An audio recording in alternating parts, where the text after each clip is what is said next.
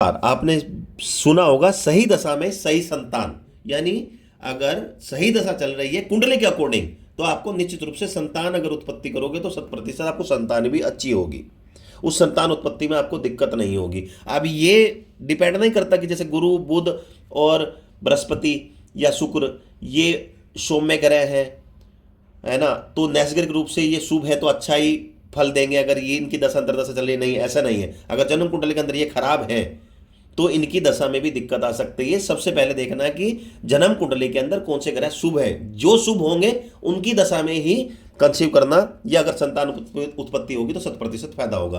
तो ये तुला राशि हुई, तुला राशि के स्वामी शुक्र होते हैं। तो देखिए यहाँ पे केतु 5वें भाव में बैठ गए और जो राहु जो है एकादश भाव में बैठ गए।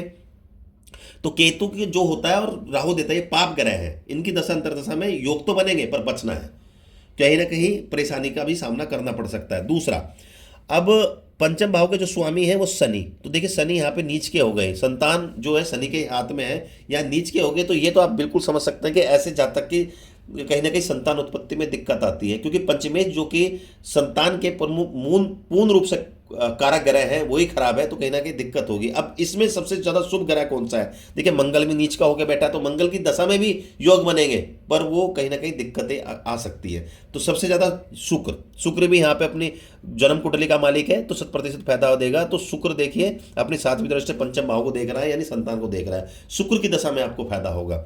गुरु बृहस्पति वैसे तो तुला राशि के अंदर वो अच्छे नहीं बैठे, पर वो लगन में दिग्बली हो जाते हैं और शुभ ग्रह है, अशुभ भाव में नहीं बैठे, उनकी दशा में भी कहीं ना कहीं संतान में खासतौर से पुत्र होने के योग बनेंगे।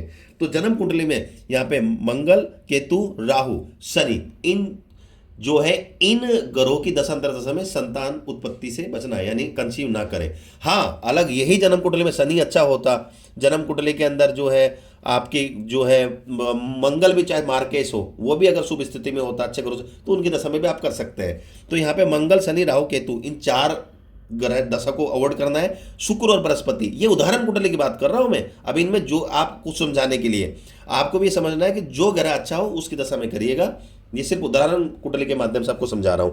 तो ग्रहों को देखिए, ग्रहों का प्लेसमेंट कैसा है, कौन सा ग्रह शुभ है, उसकी दशा अंतर्दशा में अगर आप प्लान करोगे तो आपको निश्चित रूप से फायदा मिलेगा। धन्यवाद। वीडियो अगर अच्छी लगी तो लाइक करना, चैनल को सब्सक्राइब करना मत भूलिएगा।